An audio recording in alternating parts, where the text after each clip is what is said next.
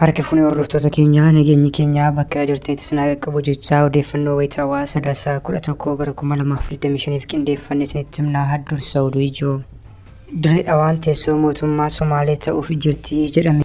Maashiniin qarshii miliyoona 35 ol ta'u warshaa sukkaaraa Fincaa'aa keessatti haleelamuun barbadaa'e. Hiriirri mormii jabaan yookiin magaalaa Londanitti yoo geggeeffamu mootummaan biyyattii ammoo Itoophiyaaf deeggarsa maallaqaa taasiseera jedhe. Amerikaan milkaa'ina Sooriyaaf waan dandeessu hundumaa akka gumaachitu Doonaald Tiraamp himan. Warri toora YouTube chaanaalii kanaaf haaraa taatan subscribe, like, share gochuudhaan nu cinaa dhaabbadhaa jechaan gara bal'ina oduutti isin dabarsa. Mootummaan naannoo Somaalee magaalaa Dirree Dhawaa teessoo mootummaa naannichaa taasisuuf qophii taasisaa jiraachuu gabaasni saaxilu ifoome.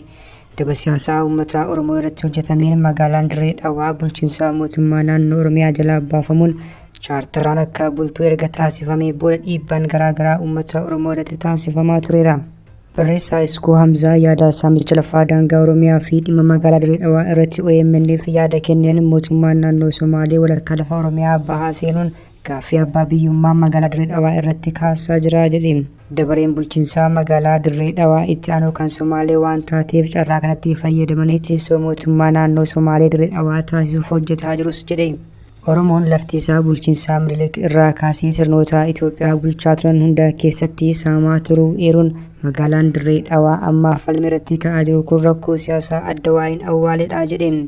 Uummanni Oromoo dhiibbaa lafaa fi lafee isaa irratti adeemsifamaa jiru dura dhaabbachuuf tokkummaan ka'uu qabaa jedha Iskoo Hamzaa. Abbootiin gadaa, haadholiin siiqqee, hooggansi siyaasaa Oromoo, hayyoonni garaagaraa dhimma magaalaa Dirree Dhawaa fi weerara daangaa irratti ejjennoo tokkoon dhaabbachuu akka qabanis dhaame. Dirree Dhawaan seenaanis seeraanis himaanis teessuma lafaatiinis baay'ina uummataatiinis marfama naannootiinis kan Oromooti jedhe. Dirree Dhawaan teessuma lafaa seenaa fi baay'ina uummataatiinis Oromiyaa keessa jiraattu seerri mootummaa Federaalaa Dimokiraatawaa Riippaabilikaa Itoophiyaa keessatti hin caqafamne. Heeraan mootummaa naannoo Oromiyaa keessattis hin caqafamne. Kun ammoo daba siyaasaa Oromoo irratti hojjetame ta'uutu himama. Ministeerri muummee Itoophiyaa Dr. Abiyyi Ahmad tibbana magaalaan Dirree Dhawaa qaama mootummaa naannoo Oromiyaati jechuun ibsuun isaanii hordofee filattoonni Somaalee magaalaa Dirree Dhawaa kan Somaaleeti waan taateef dhiifama gaafachuu qaba jechuun dubbataa turan. ይሄን ደግሞ በኢህአዴግ ዘመን ብዙ ሰርተውበታል። በተለይ ድሬዳዋ ላይ ድሬዳዋ የኦሮሚያ ክልል አካል ነበረ በህገ መንግስቱ። ሶማሌዎች እና ኦሮሞዎች ወንድማማች ሆነው ለብዙ ዓመት ኖረዋል። ድሬዳዋ ጋር የይገባኛል ጥያቄና ክርክር ተፈጠረ። ሲፈጠር በኢህአዴግ ዘመን በዚህማ አንጨቃጨቅም፣ ድሬዳዋ ከኦሮሚያ ይነጠልና ለፌዴራል መንግስት ይሁን፣ ሶማሌ አንዱን ተርም ከንቲባ ይሁን፣ አንዱን ተርም ኦሮሞ ከንቲባ ይሁን ብለው አስማሙ። ይሄ ግን ህገ መንግስት ላይ የለም። ከዚያ በኋላ ድሬዳዋ ሶማሌና ኦሮሞዎች በሰላም እየኖሩ ነው። በጣም ጥሩ። ሰላም እስካመጣ ጊዜ ድረስ ችግር የለውም። አሁን በሶማሌና በኦሮሚያ መካከል የብዙ ቀበሌዎች ጥያቄ አለ። ብዙ በሲዳማና ወላይታ መካከል አለ ጥያቄ። በአፋርና ሶማሌ መካከል ጥያቄ አለ። ዩኒክ አይደለም። ወልቃይት ላይ ጥያቄ ኦሮሞ ድሬዳዋ ላይ ወተትና እንቁላል ነው ይዘው የሚመጡት ከሀገር ቤት 11 ሰዓት ሲሆን ደግሞ ሃይ ስኩል ተቀምጦ በባቡር ይመለሳሉ ከመጡበት። እኛ እንደዛ ነው ያደግነው። ከኛ በፊትም አባቶቻችን 90 ዓመት ያው እዚህ ተወልዶ እዚህ ያደጉ አሉ እና በጣም ነውር ነው። ያንን ጠቅላይ ሚኒስትራችን አስቦ የተናገረው ነገር በጣም ይቅርታ ማለት አለበት። ድሬዳዋ ዛሬም ነገም ኢሳና ጉርጉራ ነው መባል የነበረበት። እንደዛው ነው የሆነው። haa ta'u malee uummanni Oromoo dhimma magaalaa Dirree Dhawaa fi saamicha daangaa bakkoota garaagaraatti raawwataa jiru irratti tokkummaan dhaabbachuun falmachuu akka qabu Iskoo Hamzaa waamicha taasiseera.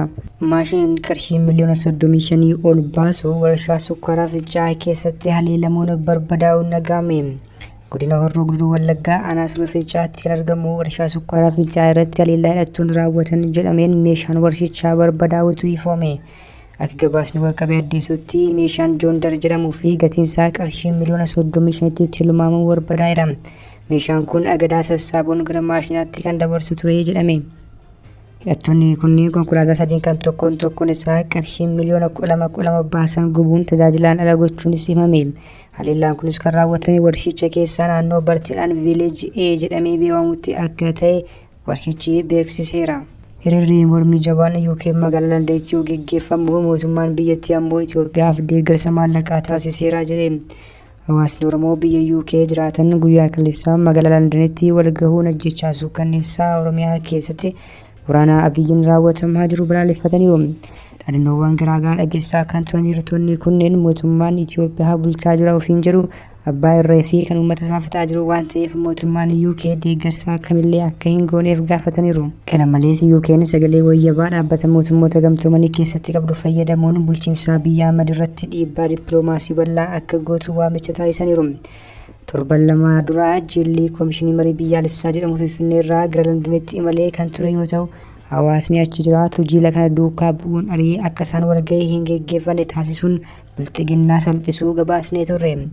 Kunuutuu kanaan jiru UK'n sagantaa riifoormii sirna gibiraa Itoophiyaa deeggaruuf paawundii miiliyoona 20 deeggarsa akka taasiftu beeksiste.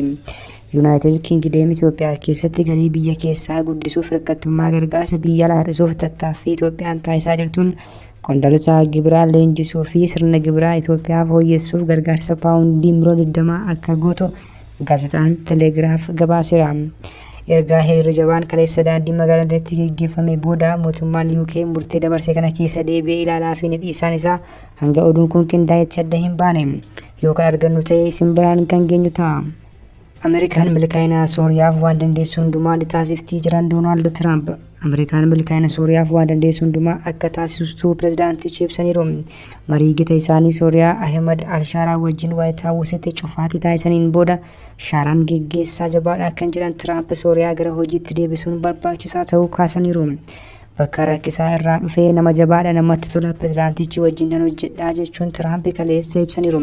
Daawwannaa shaaraan Waayit Haawus taasisan kun erga Sooriyaan of dandeessee waggaa 80 keessatti isa jalqabaa ta'uun himameera. Ajajaan garee shororkeessaa ajjechaaf adamsamaa turan Waayit Haawusitti simannaa ho'aan taasifamuuniifis dhaga'ameera. Ameerikaan qoqqobbii Sooriyaa irraa bara bulchiinsa Asaad keessee guyyoota 180 kaasuun ishees beeksisteetti. Shaaraan ammoo gama isaan garee IS dhabamsiisuuf qindoomina Daa'ish keessatti hirmaannaa cimaa taasisuuf waadaa galaniiru. Hariiroo Israa'el wajjin qaban fooyyessuuf hojjechuufis galma Tiraamp keessa kanneen ijoodha. Dinagdee biyya waraana waliinii waggoota 13 laamshoftee bayyanachiisuuf waadaan galame kun dippiloomaasii addunyaa keessatti boqonnaa gaarii ta'uu xiinxaltoonni gama sanaan ibsaa jiru.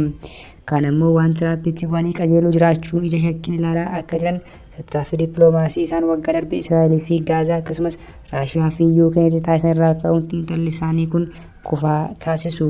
Hordoftoota keenya oduun sa'aatii kanaaf qabannee dhiyaanne kan nagaa ammatti hordoftan ture oduu biraan hanga walitti deebinutti nagaatti.